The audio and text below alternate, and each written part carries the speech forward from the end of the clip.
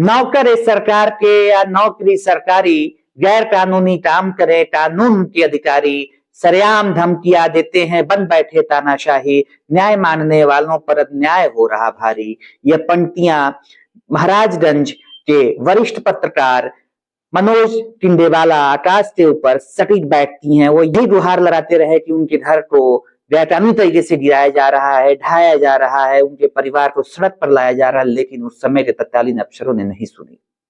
नतीजतन वह देश के सर्वोच्च न्यायालय के शरण में पहुंचे।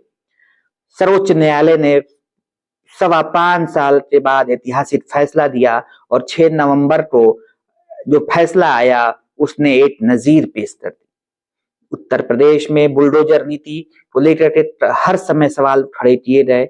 बहुत पार्टियों ने कहा है कानूनी तरीके से काम हो रहा है, लेकिन नहीं सुना गया।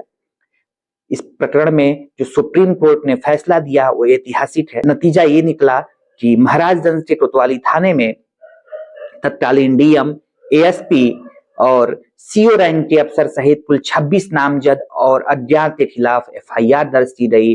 गौर करने वाली बात है कि एफआईआर इतनी गंभीर धाराओं में दर्ज की गई जिसमें आजीवन कारावास तक की सजा का प्रावधान है।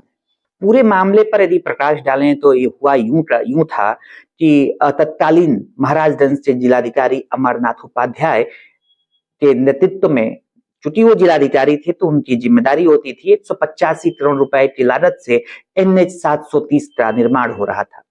उस दौरान टिंडेवाला के पिताजी ने एक शिकायत पत्र भेजा और भ्रष्टाचार की शिकायत की, जिसके बाद वो जिले के अफसरों की नजर में डरने लगे। ये आरोप वरिष्ठ पत्रकार का था, जिन्होंने सुप्रीम कोर्ट में अपनी अर्जी डाली, सुप्रीम कोर्ट में अपनी बात कही।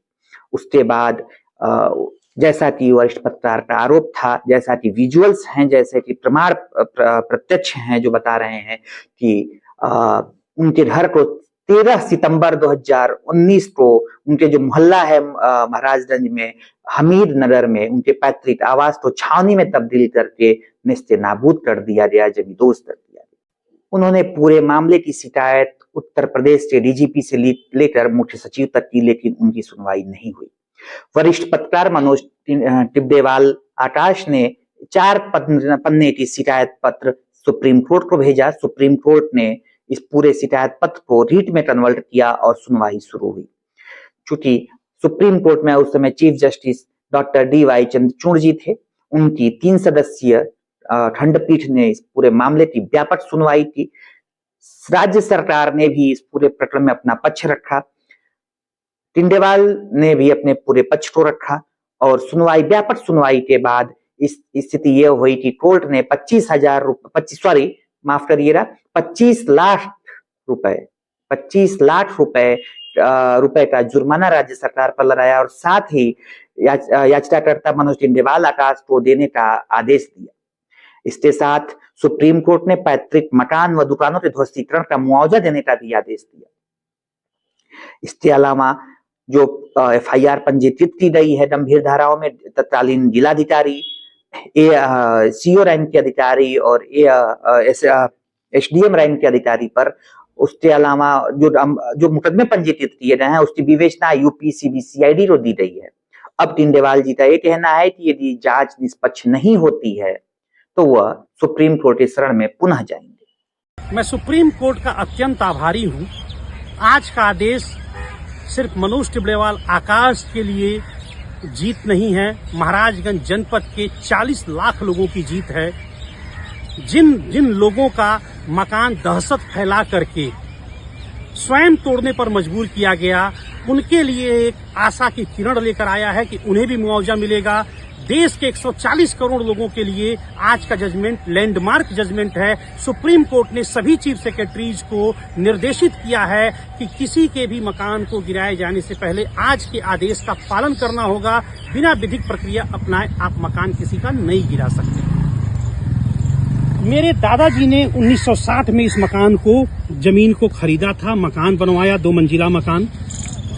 12 सितंबर 2019 को NH और एक इंजीनियर और डिस्ट्रिक्ट एडमिनिस्ट्रेशन के अधिकारी आते हैं और ये 5 फीट तोड़ने के लिए कहते हैं, येलो मार्क लगा दिया जाता है। हमने रातों रात अपना मकान तुड़वा दिया 5 फीट। इसके बाद महाराजगंज के तत्कालीन जिलाधिकारी ने अचानक न जाने क्यों, किन रहस्यमय परिस्थितियों में 24 घंटे पूर्व के अपने निर्णय को बदलते हुए कई बुलडोजरों को भेजकर हमारे मकान को ध्वस्त कर दिया। मानवाधिकार आयोग, मानवाधिकारों की धज्जियां उड़ाई गई, शौचालय, बिजली, पानी सब बंद, टीवी, फ्रिज, शटर सब रबल में, मंदिर तक को उजाड़ दिया गया, जमींदोज कर दिया गया, दुकान की सभी दवाओं को मलबे में तब्दील कर दिया गया। 1957 की ये ईंट है इसके।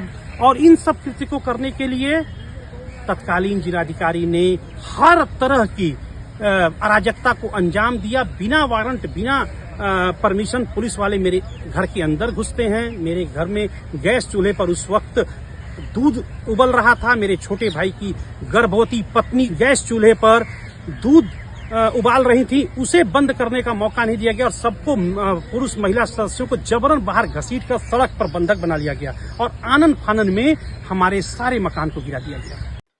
हम, आप और ये समाज जानता है कि जब सिस्टम से लड़ना होता है तो सिस्टम से लड़ने का मतलब लोहे का चना चबाना।